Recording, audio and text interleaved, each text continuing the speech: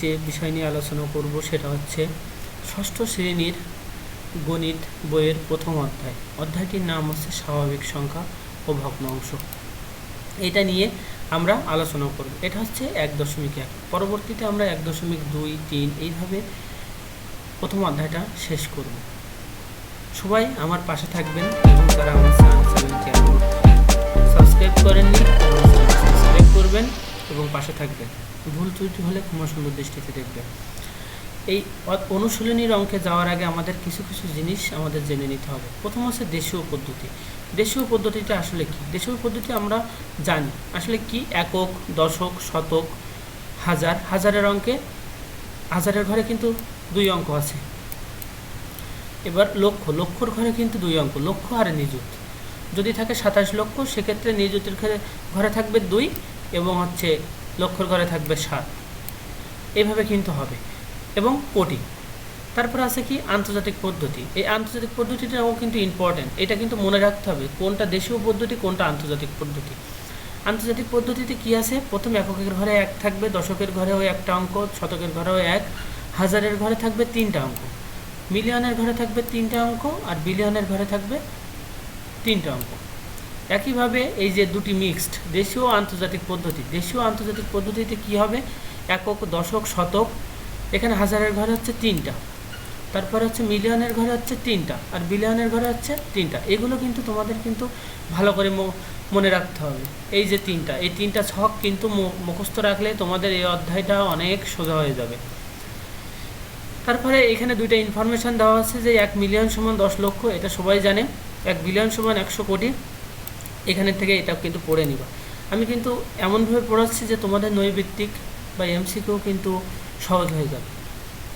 এখানে এবার আমরা অনুশীলনে চলে যাব। প্রথম 1 দেখে আছে যে অঙ্কে লেখো, মানে এখানে দেওয়া আছে সেইগুলো আমাদের সংখ্যায় লিখতে হবে বা অঙ্কে লিখতে হবে।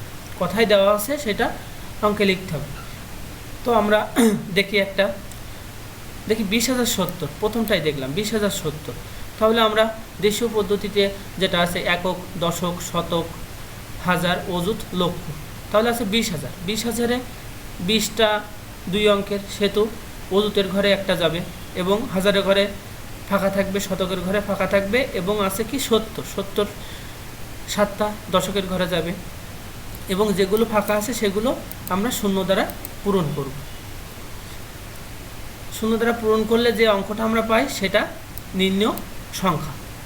একইভাবে আমরা দেখি যে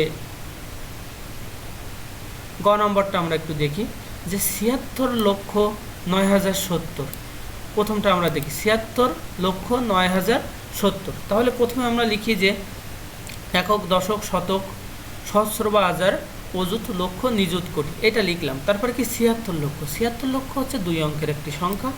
সেক্ষেত্রে আমরা নিযুতের ঘরে আমাদের নিতে হবে, 76 লিখলাম।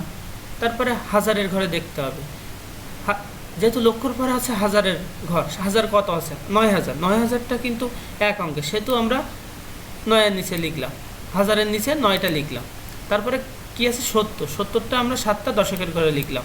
তারপরে যে ফাঁকা যে ঘরগুলো থাকবে সেগুলো আমরা শূন্য দ্বারা পূরণ করে দিব। এই শূন্য দ্বারা পূরণ করলে আমাদের যে সংখ্যাটি পাওয়া যায় সেটি হচ্ছে এইটা। একইভাবে তোমরা এই যে ঘর একটা করবা। আমি এখান থেকে তোমাদের চড়াকটা একটু বোঝাই দিই। তোমাদের এই চড়াকটা একটু বোঝাই দিই। এখানে চড়াকে আছে যে 102 কোটি, 102 কোটি 5,708। তাহলে আমাদের একক, দশক, শতক, হাজার, অযুত, লক্ষ, নিযুত, কোটি। এখানে কোটিতে আছে কি যে 102 কোটি। তাহলে 102 কোটির নিচে আমরা 102 দিলাম। তারপরে কি আছে? তারপর আছে 5,000। তারপরে কিন্তু এগুলো সব ফাঁকা রেখে দিয়ে আমরা 5,000-এর নিচে 5,000 দিলাম। তারপরে কি আছে? 700। তাহলে শতকের ঘরে 7, আর এখানে 8, এককের ঘরে 8। আর যে ফাঁকা যে ঘরগুলো থাকবে সেগুলো আমরা শূন্য দ্বারা একইভাবে পূরণ করব। পূরণ করলে আমাদের এই সংখ্যাটা পাওয়া যায়। এখানে মূলত যে জিনিসটা তোমাদের করতে হবে সেটা হচ্ছে এইটা কিন্তু মুখস্থ করতে হবে। একক, দশক, শতক, হাজার, অযুত, লক্ষ, নিযুত, কোটি, এইটা কিন্তু তোমাদের মুখস্থ রাখতে হবে। এইটা যদি তোমরা মুখস্থ রাখো তাহলে তোমাদের কোনো অঙ্কেই আর সমস্যা হবে না। তো ঠিক আছে, এগুলো তোমরা সব নিজেরা প্র্যাকটিস করবা, এগুলো সব তোমরা প্র্যাকটিস করবে। এবার আমি দুই দাগে চলে যাবো। দুই দাগে কী আছে, নিচের সংখ্যাগুলো কথায় লিখবো। আগে তো আমরা অঙ্কে লিখছিলাম, এবার আমরা কথায় লিখবো, মানে জাস্ট বিপরীতটা লিখবো। তো প্রথমটা আমরা করি। এখানে আছে 45,789। আমি তো এটা বলছি যে তোমরা তো জানো না, এখানে আছে 4, 5, 7, 8, 9। এখান থেকে প্রথম কি আমরা জানি, একক, দশক, শতক। এইটা হচ্ছে তিনটা, প্রত্যেক ঘরে একটা অঙ্ক করে থাকে। হাজারের ঘরে কি থাকে, দুইটা অঙ্ক থাকে। তো আমরা এই যে একক, দশক, শতক, এইটার পরে আমরা কমা ব্যবহার করতে পারি। তারপরে এইখানে যদি আরও অঙ্ক থাকতো তাহলে এখানে আমরা আবার একটা কমা ব্যবহার করে, আবার লক্ষর ঘরে দুইটা অঙ্ক থাকতো, তারপরে আমরা কোটিতে চলে যেতাম। তাহলে সেভাবে আমরা দিয়েছি। দেওয়ার পরে আমরা এটা কি, এই 9টা হচ্ছে এককের ঘরে, তারপর 8টা কি দশকের ঘরে, তারপর 7টা কি শতকের ঘরে, তারপরে 5টা হচ্ছে হাজারের ঘরে, তারপরে 4টা হচ্ছে অযুতের ঘরে। তাহলে আমরা কি লিখতে পারি, আমরা লিখি 45,789। 45,789। তোমরা তো সবাই বুঝতে পারিছো কেন 45,789। এখানে তোমরা বিস্তারিত এখান থেকে লিখে নিবা, যেটা যেটা আছে এখান থেকে বিস্তারিত সব কিছু তোমরা লিখবা, যে কিসের জন্য কি হলো। আমি যেটা বললাম সেটাই, যে তারপরে আমাদের একটা অঙ্ক আছে, যে এইটা আমরা বোঝাবো। এইখানে যেটা আছে সেটা আমরা প্রথম এই অঙ্কটা আমরা লিখলাম।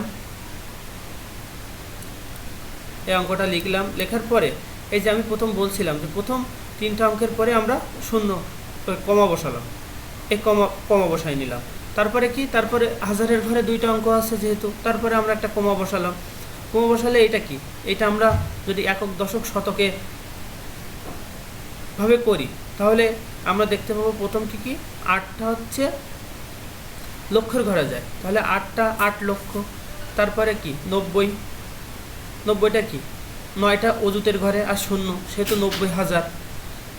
আর 7, 5 লাস্টে দশকের ঘরে 7 এবং এককের ঘরে 5, তাহলে এটা 75। তাহলে লিখলে দাঁড়ায় যে 8,90,075, সরি 8,90,075, যেহেতু লক্ষের ঘরে 8 আছে।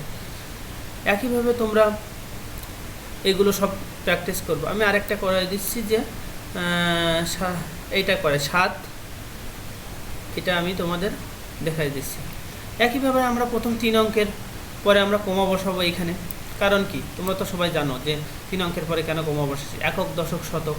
তারপরে কি হাজারের ঘরে কয়টা অঙ্ক থাকে, 2টা অঙ্ক। 2টা অঙ্ক পর আমরা আবারই কমা বসাবো। কমা বসালে দেখো এখানে কি, এখানে লক্ষের ঘরে কয়টা অঙ্ক, 2টা অঙ্ক। তাহলে আমরা প্রথম কি বলবো, যে 71 লক্ষ, ঠিক আছে। তারপরে হচ্ছে হাজারের ঘরে কয়টা অঙ্ক, এখানে কিন্তু একটা অঙ্ক আর একটা শূন্য, সেহেতু আমরা বলবো যে 5,000। আর এখানে দশকের ঘরে 7 এবং শূন্য, তাহলে আমরা কি বলবো 70। তাহলে 71,05,070। এখানে দেখো যে 71,05,070। এইভাবে তোমরা এগুলো করবা, এইভাবে তোমরা সবাই প্র্যাকটিস করবা। প্র্যাকটিস করার পর কোনোটা না বুঝলে আমার চ্যানেলে গিয়ে কমেন্ট করবা, আমি তোমাদের বোঝাই দেব। এখানে আছে যে 3 ডাকটা এবার করব, যে নিচের সংখ্যাগুলোর যে সকল সার্থক অঙ্ক আছে তাদের স্থানীয় মান নির্ণয় করো। সার্থক অঙ্ক বলতে আগে কি বোঝায় আমাদের সেটাকে বুঝতে হবে। সার্থক অঙ্ক হচ্ছে শূন্য বাদে 1 থেকে 9 পর্যন্ত যে অঙ্কগুলো আছে সেগুলো হচ্ছে সার্থক অঙ্ক। প্রথমটা আমরা করাই 72-এর ভিতরে তো আর শূন্য নেই, তাহলে এই 2টাই সার্থক অঙ্ক। তাহলে আমরা যদি স্থানীয় মান লিখি তাহলে এখানে 2-এর স্থান 2টা কি, 2টা হচ্ছে এককের ঘরে, সেহেতু আমরা এখানে 2 লিখতে পারি। আর এখানে 7টা কি, 7টা হচ্ছে দশক, তাহলে কি 7টা 2 অঙ্ক, তাহলে কি আমরা কি লিখতে পারি, 7 গুণ 10, 7 গুণ 10, কারণ যেহেতু 2 অঙ্ক সেহেতু এখানে 10 গুণ হবে, দিলে 70। তাহলে নিম্ন যে 2-এর স্থানীয় মান 2 আর 7-এর স্থানীয় মান